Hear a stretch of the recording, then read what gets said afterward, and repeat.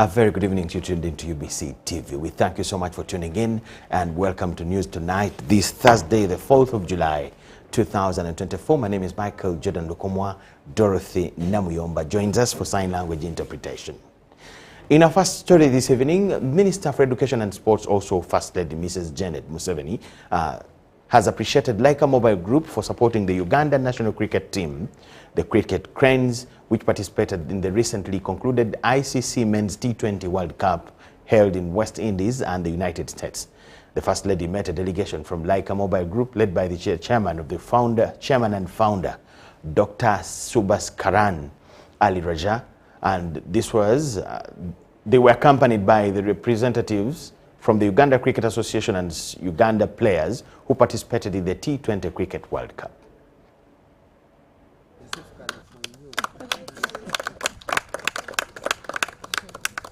Mrs. Museveni welcomed back the Uganda cricket team and recognized them for forming a national team that qualified for the first time to participate in the International Cricket Council Men's T20 World Cup 2024. She hoped that the Cricket Cranes qualifying for the World Cup would be a step in the right direction if young people remain focused and receive the right supportive investment in the game while staying accountable to the country and each other. The First Lady was grateful to Laika Mobile Group for their partnership with the Uganda Cricket Cranes and what has already been achieved. She looked forward to Laika Mobile Group's continued support to help young people get the expertise they need to play cricket better. She further hoped that Laika Group would provide technical support through the training of coaches and sports tutors for schools. She highlighted the need to develop talent identification and development holistically, noting that cricket is played in only a few schools in the country. The Minister of Sports for States, Peter Ogwang, thanked Laika Group and its chairman for agreeing to support cricket in Uganda. He reported that government plans to relocate Lugogo Cricket Oval to Kyambogo University. He confirmed that the university has formally allocated the Kyambogo Cricket Oval on land under a 49-year lease to be developed as the home of Uganda cricket national teams. The Laika Mobile team expressed their passion for cricket, which led to their 5-year partnership with the Uganda Cricket Cranes. They were pleased with the impressive performance of the Uganda Cricket Cranes, despite it being their first World Cup participation. They noted that Ugandan players gained exposure and experience by playing with high-level teams from India and Sri Lanka. They also informed the First Lady that since launching in Uganda in January 2020, Laika Mobile Network has invested US $94.5 million in telecom services and plans to invest another US $85.3 million over the next 5 years, creating 5,175 jobs for Ugandans. Reporting for UBC, Baguma William. Uganda has officially commenced the direct importation of refined petroleum products through Mombasa port in Kenya. The first oil consignment of 58,000 metric tons of petrol was received Wednesday morning, while the second oil consignment of 65,000 metric tons of diesel arrived this morning at the new Kipevu oil terminal in Mombasa. By 7 a.m., Navigation 8 Martinez had docked at Mombasa port. It is the vessel carrying Uganda's first ever direct oil consignment. The Liberian flagged-off ship carrying 58,000 metric tons of petrol was escorted by Chiboko 2 and Simba 2 with a water salute welcoming Navigation 8 Martinez. Energy Minister Ruth Nankabirwa, flanked by top Ugandan and Kenyan officials, witnessed the historic milestone for Uganda. Hi guys, how is it? The minister began by performing a symbolic gesture of welcoming the oil shipment. Very historic occasion where we are seeing this transition, where we are seeing real empowerment of Uganda National Oil Company into the importation of the petroleum products and other products that we need in Uganda. A commercial entity formed to represent Uganda's commercial interests in the petroleum sector, Uganda National Oil Company Limited, is now the mandated importer of petroleum products to Uganda. Why are we ready? We are ready because we have a solid supply partner, Vito Bahrain, who fittingly complements our capacity to deliver this huge mandate. We are ready because the supply agreements have been signed. While it is a sigh of relief for Uganda's oil subsector, it has come a long way. We didn't know what it will require. We didn't. So we sat and thought that by June, we will see the products coming in. After all, UNOCO already had a supply partner who has the capacity. The political leadership of both Uganda and Kenya have acknowledged the existing challenges in the importation of oil into the region. The presence of our of the minister and our PS is a testament to the strong collaborations between our two countries in advancing energy sector.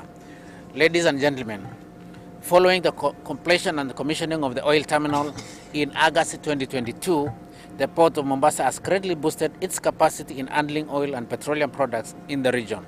Mohamed Liban, the Principal Secretary for the State Department of Petroleum in Kenya, says the Kenyan government should not be entirely blamed for the difficulties of importing oil into the region. Then we came out, from COVID in 2021, but as a Kenyan, we had a very spell of drought, which actually we have never experienced for the last 40 years. 2021, 2022. And when the Kenya Kwanza government, under the leadership of His Excellency the President, came into being, then those shocks, including, the local one and also the global one, the war, the geopolitics and everything has actually crippled everything. So it's a big challenge. Previously, Kenya would purchase oil from producers mainly in the Middle East and then sell it to Uganda, a landlocked country, at inflated prices of up to 58%.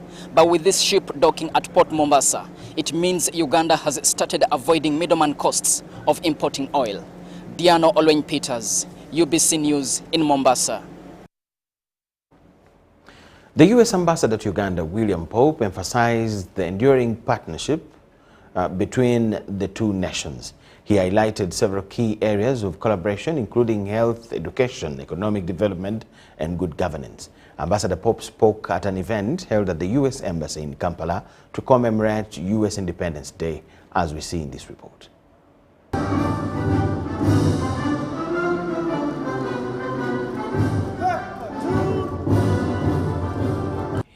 The U.S. Embassy in Uganda has marked the U.S. Independence Day at an event held at their embassy in Kampala. In his address to the gathering, which included government officials, members of the diplomatic corps and civil society, Ambassador Pope acknowledged the long-standing history of U.S.-Ugandan relations. Ambassador Pope underscored the U.S. commitment to investing in the Ugandan people. In the spirit of true partnership, nearly 70% of all the activities are implemented through local, non-governmental organizations, generating more than 6,000 jobs for Ugandans. Ultimately, our focus is investing in people. By providing opportunities for Ugandans to gain skills in research, innovation, and advancing real solutions for health, agriculture, governance, and job creation. The ambassador also highlighted US's contribution to Uganda's health sector, including malaria prevention, HIV/AIDS treatment, and mental health initiatives. Since 2015, we have trained nearly 100 field epidemiologists through the Public Health Fellowship Program. These world-class Ugandan disease detectives are making us all safer by investigating communicable diseases and successfully fighting outbreaks such as the 2022 Ebola virus. All of this and much more have kept hundreds of thousands of babies alive, children in school, and people at work in Uganda. The U.S. has been a long-standing partner with Uganda in many sectors. Ambassador Pope reiterated their commitment to further strengthen these partnerships. The Appointments Committee of Parliament has vetted Auditor General Designate Cole Edward and the two judges, Linda Lilian Mugisha Tumusime and Anthony Patrick Wabwire, who were nominated to the Industrial Court. The committee has urged the new Auditor General, Cole Edward, to first prioritize conducting a forensic audit on Treasury operations. According to members of Parliament, the nominee is up to the task and has acquired experience of 30 years in the Office of the Auditor General, where he came up with innovations in line with advanced technology in this field. Cole replaces John Mwanga, who has been in this office since 2001.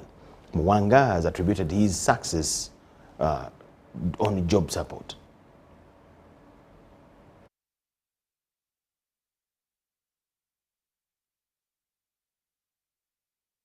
For him having caught the eye of the appointing authority, I think they located basis on the progress he has made right the 30 years down the road. For those 30 years, he has helped to bring innovations that are in tandem with the advancing technology. And he seems to be having what it takes to succeed his boss. But I think a warning through this opportunity of vetting that they should be more transparent as an office of Auditor General. And we have also emphasized that from the cliche of watching the watchers, the Attorney General also, that office ought to be ready to be audited. No other countries do it. A private company, a private firm was procured to audit that office of the Auditor General, and would want to see the report pertaining to whatever gaps. Because I'm sure there are inefficiencies and the discrepancies which the country would want to know. A successful interaction with the nominee, and I believe he is up to the task. I did mention that vote 130, Treasury operations, there is need to have a forensic audit on it, and again, she reiterated it today again to the nominee, that should it be successful, that should be the immediate thing he needs to take on. Other issues that came up were also management letter versus the final audit report. Always, you find that there are certain serious issues that appears in the management letter to the different entities, but you find that those issues are dropped and they don't appear on the final audit report. Mr. Mwanga, who has been committed, and remember the performance, but what we have learned is that most of these audit queries have been done by him, the biggest, and he has been in that office for quite long. General operations, because you know Uganda's dates are more than the budget itself. So what is he going to do? He needs to audit that area, which is vote 130 in finance. However, what we have seen about this man, he's experienced, and we expect him to keep that office stronger under Article 163 of the Constitution, Chapter 9. To me, and my success, if I may say that, has been on your support to me, such that everything went well and it came to a beautiful conclusion. The new digital vehicle and motorbike number plates that have trackers is set to roll out for private vehicles and motorbikes in November this year after the project has been piloted on government vehicles. The Minister for Security, Honorable Jim Muhwezi, says that the factory producing the number plates and other facilities have been set for replacement of old analog number plates. The minister announced the new developments at the Uganda Media Center in Kampala while addressing journalists. Starting November this year, if you own a vehicle, you need to part with 150,000 shillings to replace your number plate with a new one, which is digital and will have a tracking device. Meanwhile, for those who own a motorbike, they will pay 50,000 shillings to replace their number plates. And hot stamping materials with security features. the motor vehicle registration system on ITMS, which includes the booking system, the verification system, and the stock control system, is substantially completed.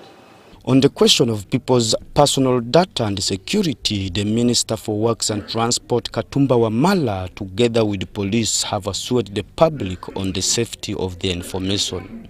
Not necessarily every vehicle. If, for example, your vehicle is flagged as having been involved in a crime, we shall track that vehicle, okay, until we get it. It's not that every vehicle in the country will be tracked. So my call for you, because there was that fear that all my personal activities, maybe my nocturnal activities, will be monitored. Those ones should not cause you a worry, unless you're involved in what? In crime. There is nowhere where our officers can abuse the system, because the system has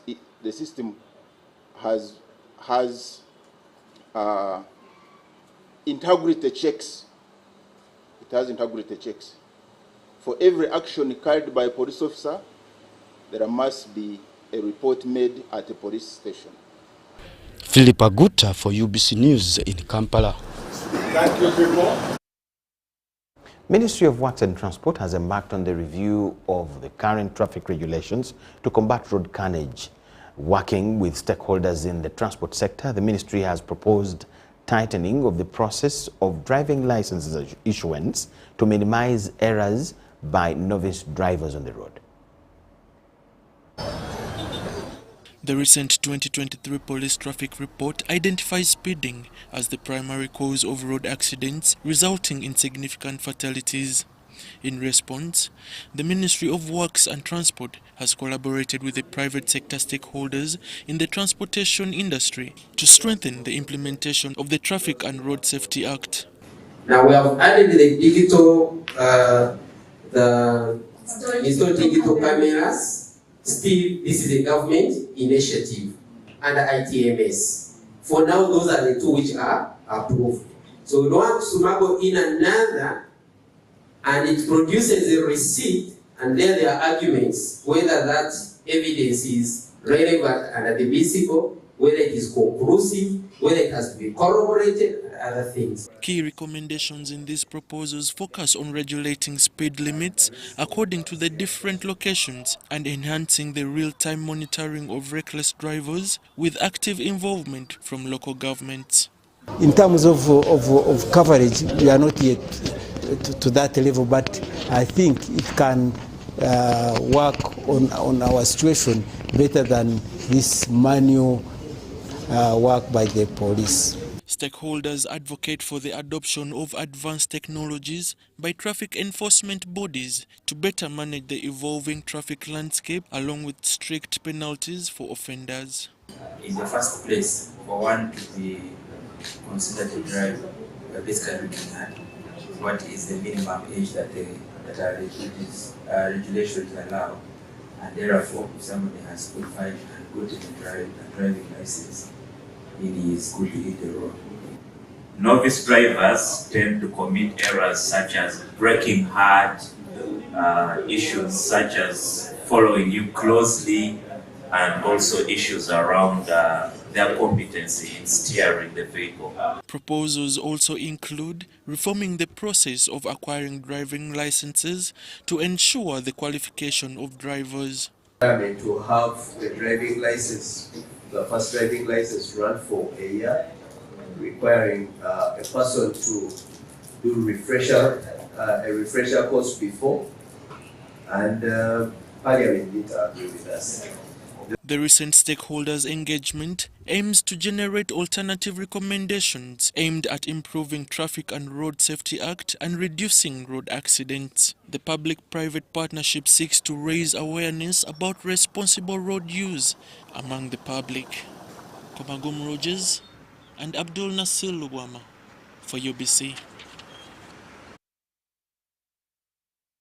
UPDF officers who were involved in the arrest of the suspects in the murder of Susan Magara narrated to court how the suspects resisted arrest, which forced them to use some reasonable force in the process.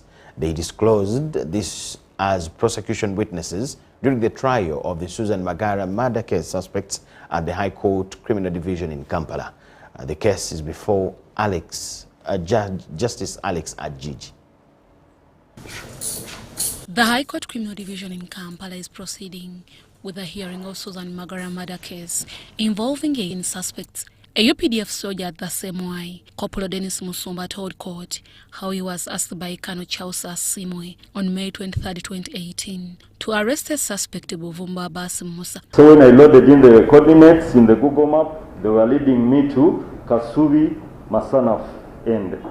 Musumba said together with other 5 UPDF officers and with the help of an expert in phone tracking through phone coordinates, Frank and Nyakairu, they were able to trace Buvumba Abbas Musa around Kampala suburbs of Kasubi Monako in Lubaga division. There was a motorcycle garage on my right. When I looked at the picture and compared it to the people who were in that garage, I managed to compare and identify Abbas Musa. He disclosed that Buvumba Abbas Musa tried to resist the arrest. As pulled him, I wanted to telling him, get in the car, get in the car. As people converged, I was forced to pull the trigger. Another witness was Remanje Moses, a UPDF soldier who arrested the accused Ismail Bukenya around Nabugabo Place in Kampala district. On 24th April 2018, Remanje said following the scuffle they had with Ismail Bukenya, this gave Abeka Chewalia, also accused, to escape, although he was later arrested. Did you have a warrant for arrest to go and arrest this man? That's what I want to know. Yes or no? I put it to you that force violence was used to subdue. Judge Alex Makai Ajij set 18th July 2024 to resume the hearing of the case. The accused are Yusuf Lubega, Hussein Waswa, Salimu Zamil, Hussein Katomiro, Abbas Musa Buvumbo, Abeka Chewalia, Mahadi Kisalita, Ismail Bukenya, and Hajara Nakandi. Susan Magara was kidnapped while heading home in Lunguja on February 7, 2018, and her body was found dumped around the Entebbe Express Highway in Mutongo Chitiko, Kampala district. Deborah Namamonde, UBC News. ICT regulators from across the globe have endorsed a set of guidelines to maximize the benefits of transformative information and communication technologies at an event that closed today in Kampala, Uganda. The Deputy Speaker of Parliament, Thomas Tayebwa, has challenged global ICT regulators to invest in qualitative research if they must stay in step with the rapid innovations creeping up. We take it back to you, to the regulators and to the players. How are we going to ensure that we regulate this very critical sector that we need badly, but that can destroy? Recently we had an AI-generated video of Uganda Airlines engine catching fire at Mumbai airport. Organized by the International Telecommunication Union, ITU, and the UN Agency for Digital Technologies, the symposium brought together over 600 participants, including ministers, heads of regulatory authorities, industry executives, and academics, to discuss pressing regulatory issues. I can confirm in my country that the strategy has worked so well that our operators have been able to build infrastructure in the remote areas, and now those communities have access to services like broadband internet, as well as having 4G technology. Regulators at GSR 24 noted that equal global access to existing digital services would help countries leverage transformative technologies. Some of the discussions that we have is that you cannot wait for the ordinary life cycle of a policy to create a policy to address this, fast-moving agendas, but however, we need to institutionalize some of these, some of these programs. Have, for example, an institution or a team of advisors or a body that is constantly monitoring what is happening in this space. Hosting the event means Uganda gains chairmanship, with UCC's executive director as the 24th chair. Uganda now has the chance to centralize communications knowledge from all signatory countries of the ITU GSR for the next years, leveraging its position. Wadulo Mark Arnold, UBC News. The Kampala Capital City Authority, the Kampala Capital City litter bins are being vandalized by unknown individuals, resulting into missing parts needed to contain garbage properly before collection by KCCA. The state of these bins renders them only partially useful, as Tony Kentcheze and Ivan Kahwa engage the KCCA leadership on how best Ugandans can protect such assets to ensure a clean and secure environment.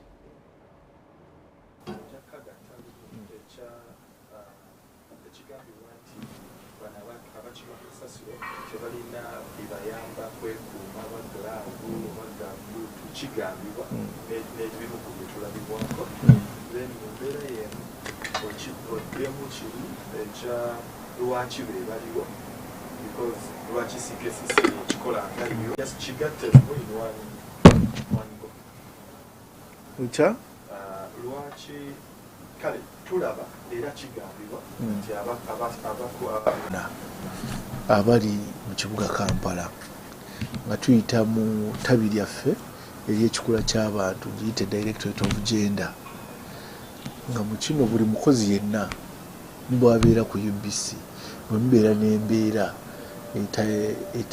etakuuma oba etalabirira mukozi tuyingirawo.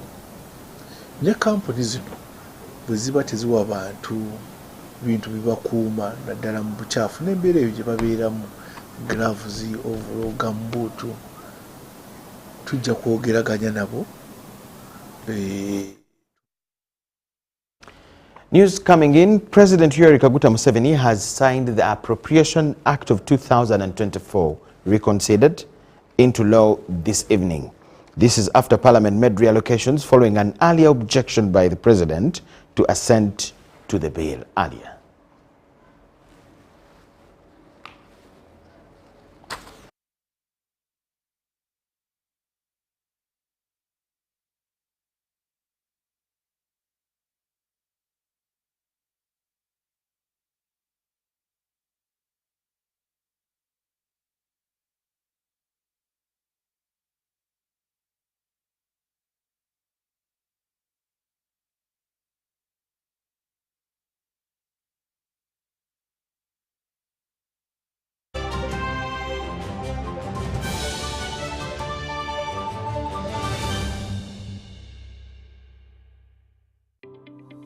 The Uganda National Oil Company, UNOC, is wholly owned by the government of Uganda and was established to safeguard and promote Uganda's commercial interests in the petroleum sector. UNOC has two subsidiaries, the Uganda Refinery Holding Company, URHC, which will hold a 40% stake in the 60,000 barrel per day refinery and manage the development of Kabalega Industrial Park, and the National Pipeline Company Limited, NPC, in charge of pipelines, storage, and downstream business ventures. This subsidiary holds 15% interest in the East African Crude Oil Pipeline, EACOP. EACOP is a 1,445-kilometer long pipeline that will transport crude oil through 10 districts in Uganda to the port of Tanga in Tanzania. UNOC is also actively engaged in crude oil exploration, development, and production activities, and its participation role includes a 15% stake in the Tilenga, Nwoya, and Bulisa, and Kingfisher development projects, Chikure. UNOC also holds the exploration license for Kasuruban Block in Hoima, Bulisa, and Masindi. UNOC currently owns and manages the Ginger Storage Terminal and will build a 320 million litre capacity terminal in MPG called the Kampala Storage Terminal. At UNOC, we're harnessing the potential of Uganda's petroleum resources, forging a sustainable future and preserving the natural beauty of Uganda. UNOC, your partner in Uganda's oil and gas industry.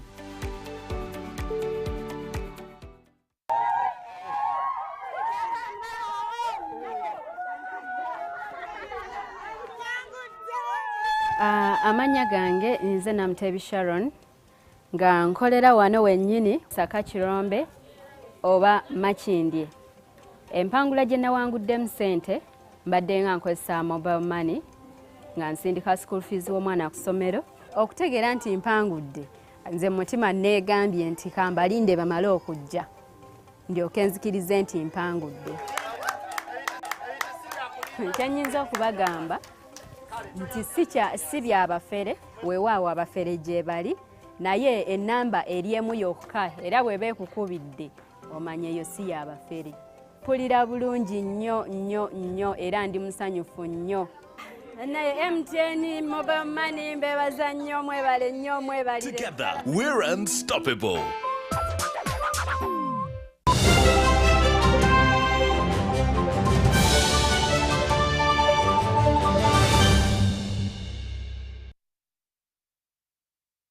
UBC News Tonight, thank you so much for watching and welcome back from the break. The construction of Teso, Bugisu, Bukedi and Sebei Presidential Model Farm in eastern Uganda has been suspended due to insufficient resources. The Senior Presidential Secretary in the Office of the President, Judith Iwichu, stated that the suspension stemmed from the depletion of funds allocated for the initial phase.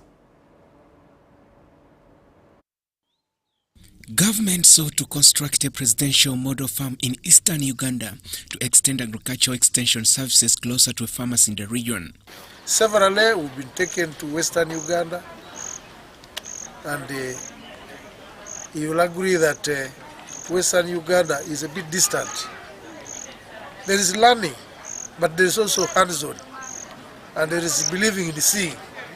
So once this model farm takes off, definitely people will be able to access what is happening also in Western. Actually, the president used to spend a lot of money whenever you could ask that my daughter bring women, the women want to visit the model farm in Western, and it was really costly. We do thank His Excellency, the President of the Republic of Uganda, for having initiated Tebuse model farm for the Eastern women. This is what we had lacked. He had cut us transport costs of going up to Raptura to go and study. Right now we are going to study in Tebuse. However, the farm codenamed Tebuse has faced significant setbacks as its construction came to a standstill due to lack of resources. For this first phase by State House Controller was 148 million. And what is remaining is still much. But the entire project costs billions of shillings, as I've expressed. And we continue appealing to the Office of the President to embrace and keep adding these people more resources so that they're able to develop both in terms of human resource and in terms of capital investments. The chairperson of the construction committee, James Hashasha, provided further details on the current progress percentage of the project. The cow barn, the workers' house, the waterborne toilet, and then the water source. That is what is there in phase 1. Now in phase 2, we shall have the hatchery being put up there. We shall also have what they call the heifer, the heifer barn, whereby those smaller ones, before they are given, they will be having a smaller place. Then the administrative block the other side. We shall also have a store. Local leaders expressed optimism about the project, emphasizing that upon its completion, it will significantly improve the lives of the vulnerable communities. The household levels have been languishing in poverty for quite a while. And with this intervention here, and with the intervention of PDM and Mioga, it is going to change definitely the community around here. It is going to benefit me in animal industry and husbandry. 2, it is going to benefit me in the agricultural sector. 3, it is going to help me improve my household income. Initially, the project is expected to cover Teso, Bugisu, Bukedi, and Sebei sub-regions, with plans to expand to other sub-regions in eastern Uganda. Joseph Oko, UBC. The Undersecretary in the Office of the President, Monica Edemachu Ejua, has confirmed readiness for the commencement of infrastructure development works under the Greater Kampala Metropolitan Area Development Program, that is KGMAUDP, for Mukono Municipal Council. She made the remarks at a consultative meeting with stakeholders of Mukono Municipal Council ahead of the project's development plan. The Greater Kampala Metropolitan Area Urban Development Program was initiated by Office of the President in 2019 with an agenda of developing the 9 entities that include KCCA, Entebbe, Kira, Machindya Sabagabo, Mukono and Nansana municipalities, as well as Mukono, Mpigi and Wakiso district local governments that will have their infrastructure and physical planning improved. The 5-year program will be financed through a $566 million, which is approximately 2.1 trillion shillings from the International Development Association of the World Bank Group. However, before disbursement of the funds to the beneficiaries, the Office of the President and the Ministry of Kampala Capital City and Metropolitan Affairs has held numerous consultative meetings with the stakeholders on the utilization of the funds. For you, but before you get that money, there are conditions that you must meet. Mukono Municipal Council was allocated 134 billion shillings to improve the road network and drainage systems, among other infrastructure projects to be improved. We all know that we have a challenge with roads as Mukono. And two, the market. All of us know our Kame market and how it looks like. We have a drainage issue, especially where the market is going to pass. The town clerk at Mukono Municipal Council, Francis Byabagambi, says they are eagerly waiting for the immense development. We have a lot of industries, over 400, but all of them are not giving us property rates. Most of them are not giving us property rates, and we are missing a lot of money to do development work. But under this project, we have already have a draft of the valuation road. According to the Undersecretary in the Office of the President, Monica Edemachu Ejua, they are thoroughly done with engaging stakeholders in form of consultation to enable the local population to have an input. Generally, the leadership is doing its work. Today we are here to also affirm to the council that they have a role to play, and they're already doing their work together with the technical staff. And one most important thing in this program is where there is teamwork, we are hopeful that we will have success stories registered. The 60 days master plan will see the findings presented to Cabinet. However, Edemachu stressed there are no sitting allowances as the funds are strictly meant for development. The funding is advanced based on some more minimum conditions and performance measures that are met by each entity. And the Mukono municipality, we have engaged them and told them that we need to have the critical staff in post. We need to ensure that we meet those minimum conditions. Amai Vanjuko, reporting for UBC. President Yoweri Museveni has rallied leaders of Gomba and Sembabule to focus on emphasizing wealth creation among households in the district. He made the remarks while meeting political leaders and elders from Sembabule and Gomba at State House in Entebbe. The president told the leaders that in the 1960s he was forced to disagree with some leaders of the Democratic Party, that's DP, who were suggesting that they should denounce government development programs after Uganda People's Congress rigged their votes in 1962. President Museveni also explained to the leaders that the stable incomes the people they lead will be able to improve their livelihoods and become prosperous. He further urged the leaders to sensitize locals on government programs such as the Parish Development Model to fight poverty. The president also blamed some leaders over failure to utilize the NRM government structure, which is meant to hold authorities accountable for effective service delivery. On the other hand, he reiterated his fight against unfair landlords who frustrate tenants.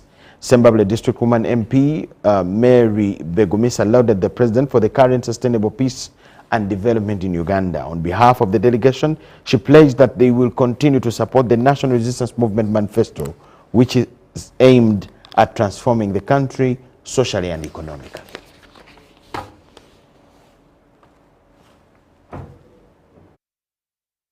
From State House Entebbe, we'll take a very short break. Please keep it with us.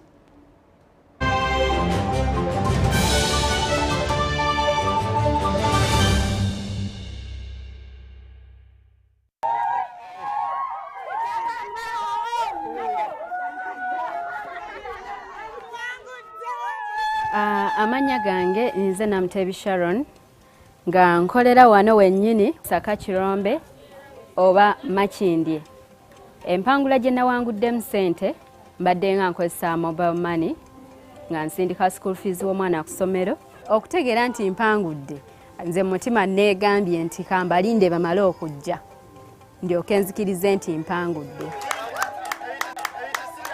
Kyennyinza okubagamba nti si byabafere weewaawo abafere gye bali naye ennamba eri emu yokka era bw'eba ekukubidde omanye eyo si yabafere. Mpulira bulungi nnyo era ndi musanyufu nnyo. Naye MTN mobile money mbebaza nnyo mwebale nnyo mwebalire. Together we're unstoppable.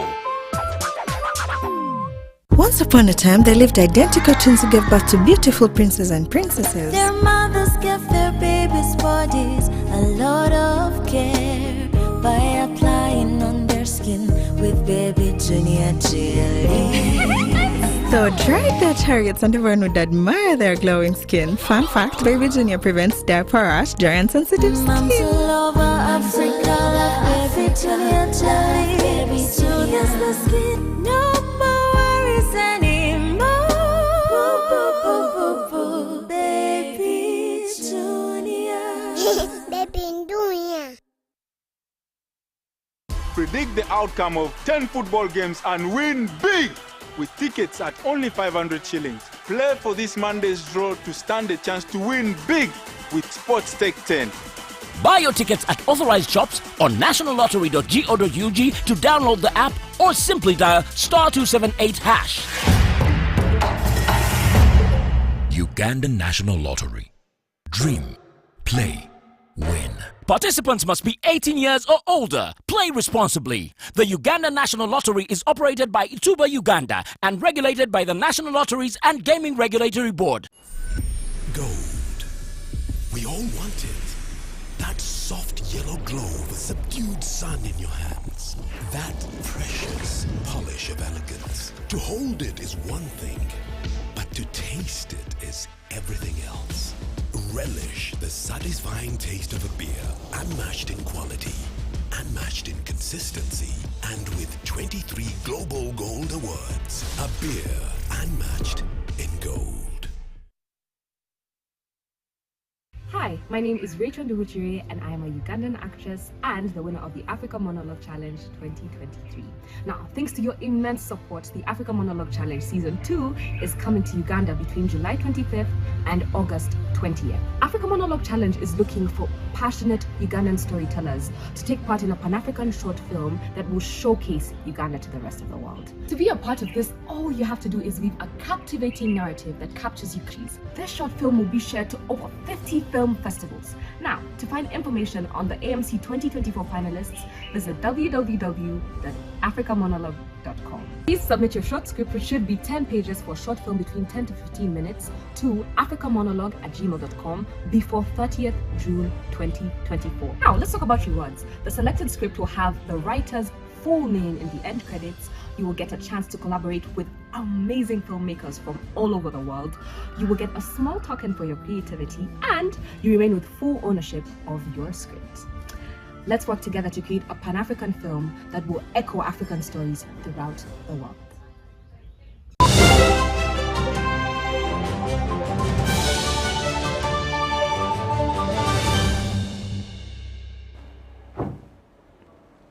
After addressing the larger issues of customs efficiency and the overall business environment, Trademark Africa, formerly Trademark East Africa, is now shifting its focus, improving Uganda's business competitiveness to better tap into the broader Africa continental market.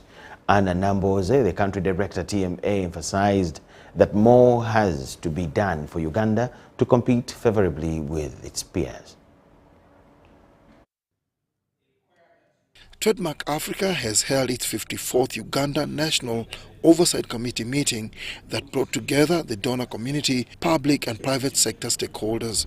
This NOC really was closed in the year 2023-24, so we took stock of what Trademark Africa has done throughout the year, the results and deliverables, and also we're presenting to the NOC what our plans for the next business year are. And this is the year that's starting now in July 2024 and will conclude in June 2025. In Uganda, Trademark Africa, formerly Trademark East Africa, TIMEA, has established 7 one-stop border posts.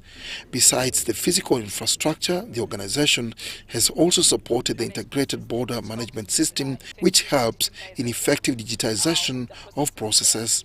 Where we are going as Trademark, we are hoping to actually have no-stop borders. Okay, so we are going to build onto the capacity of the infrastructure that has already been established to ensure more digitization, so that where we have complying companies, for instance the authorized economic operators, they don't have to stop at the border posts anymore. They've been cleared or checked in at Mombasa. They'll just be able to sail through right up to their final destination. The 2023 rebranding from TIMEA to TMA was due to the importance placed on the African continental agenda, says Monica Hanji, the East and Central Africa Regional Director. So the African Continental Free Trade Area is guiding the interventions, and the focus for Trademark Africa right now is to see how countries within the continent can actually be able to trade with one another, increasing the bilateral intra-African trade, just to make sure that we are able to be competitive internally, as then at the same time as we are looking for markets outside the continent.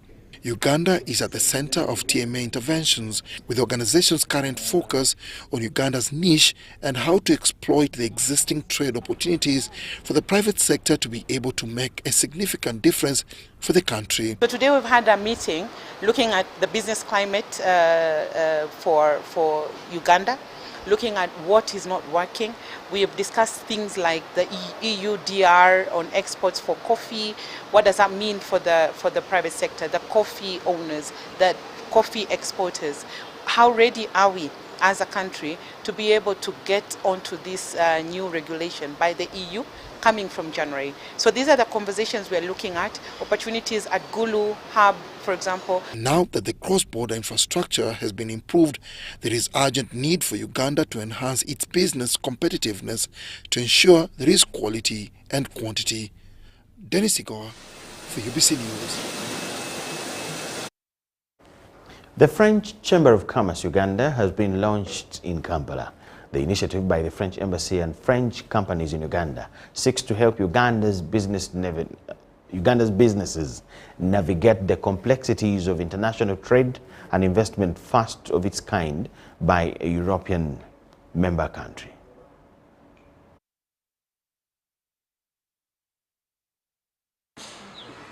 The launch of this first ever Chamber of Commerce in Uganda by a European country is expected to offer Uganda business companies a chance to connect with French companies, explore potential collaborations and share market insights. The Chamber will support French investors coming into Uganda to prospect, to trade, but also to invest, set up their business. So they're going to join a community and we're going to provide services to them.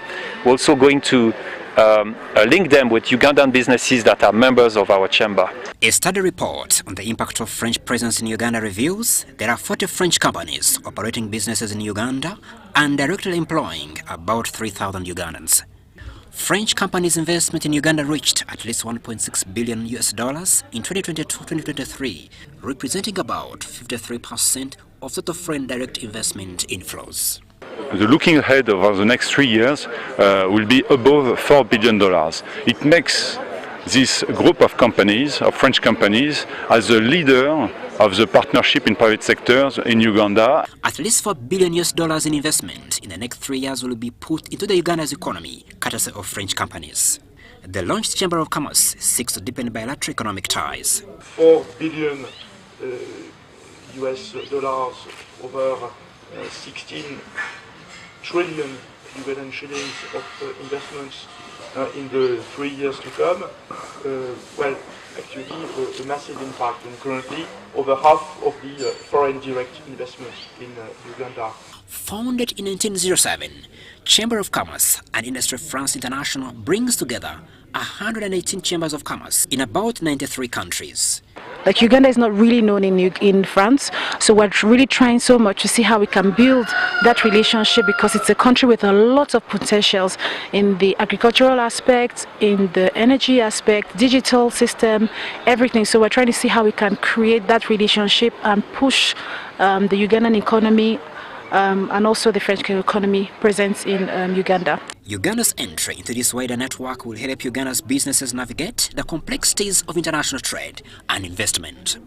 The idea here is to create a networking platform, business relationship and partnership between the French companies, entrepreneurs, businesses with the Ugandan country itself and also the companies. Now, beyond that, we also have opportunity to link them with experts in France, in their sector, where they can grow either trade or capacity building or export. Crispus, Adinitwe, UBC News.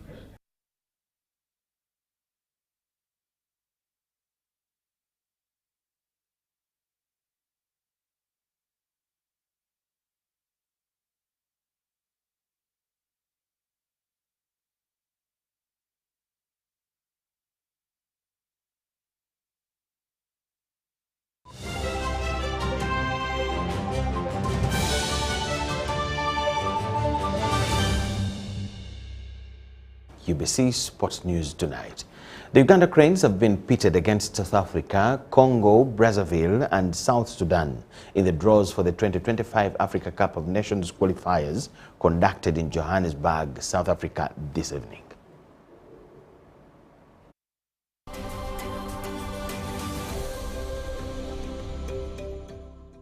The 2025 Africa Cup of Nations qualifying draw happened today in Johannesburg, South Africa. The North African country will host the 35th edition in 6 cities next year.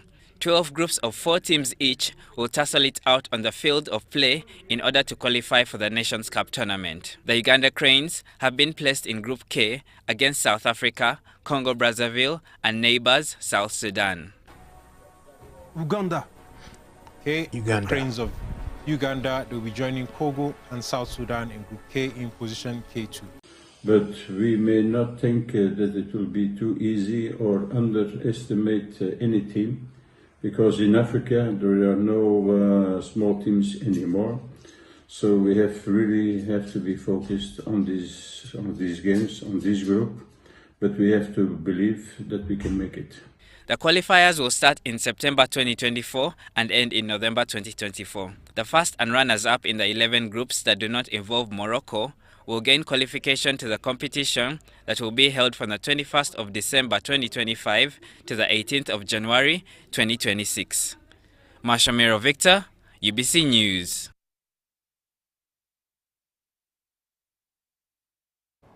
Uganda will start on the 26th of July to take part in the 2024 Paris Olympic Games with at least 24 athletes. But though the nation historically prides in its athletes at the Games, many times it also sends technical officials that are highly revered.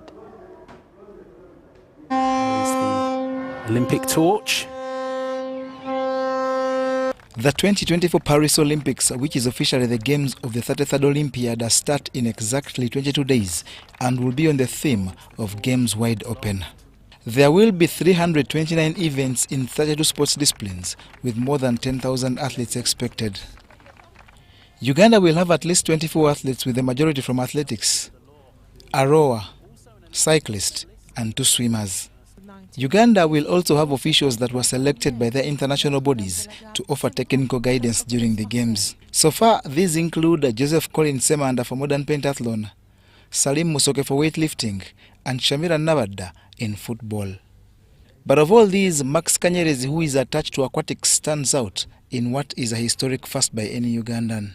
It's a privilege for me as well, and Uganda at large, to have an African who sits on the world aquatics technical. Most of the times we have, and I mean my team is full of the US people people from, the foreign countries, the UK. So to be there, it's a first, it's a history actually, because we've never had those positions apart from being an ITO, where, you stand and, officiate. But this is heading a delegation of, you're heading technical officials from different countries, and most of the time even teaching them about what to do, how to do the things. And it's a great honor to be part of this. It's going to be a milestone of its highest. But who exactly is Max Kanyerezi? Max Kanyerezi is a 36-year-old Ugandan who during his active days specialized in the 50-meter breast and freestyle strokes, but also enjoyed the individual medley and swam for clubs like Sharks. As a high school student, he represented Uganda at the 2007 Commonwealth Games in Melbourne, Australia, and also at several World Championships. What exactly will Max be responsible for at the Games of the 33rd Olympiad? These are technical officials from various countries who have been selected to Paris, just giving them that responsibility, working alongside my colleagues, just to make sure that we give them responsibilities and also checking them. For example, there is a video room review where they review videos now, like the way you see football, the VAR. Also swimming has now the video room review, where we review certain disqualifications or infractions in this case, to make sure that the infraction is proper and it's fairly judged based on technology. While in the past it was just a human eye, and then you just verify that. So that's one of the key areas where I'm very more technical and advanced in, alongside just making sure we have those referees who are supposed to do what they're supposed to do. While still a swimmer, Max also participated in the 2012 African Games and was in Rio de Janeiro for the 2016 Olympics as coach to Jamila Lunkuse and Joshua Tibatemwa. Max Kanyerezi currently volunteers at Uganda Swimming Federation as Secretary General. Kanyerezi, who is an all-round sports personality having played badminton and athletics, enjoys inspiring youth in sport in Uganda and has to that effect played a big role with the MK movement Youth in Sports. That is all we had for you for now. We'll have another arrangement at 10 p.m. that you do not need to miss. My name is Micheal Jordan Lukomwa with Dorothy Namuyomba and the team. We'll catch you at 10 p.m. Please keep it with us. Bye-bye for now.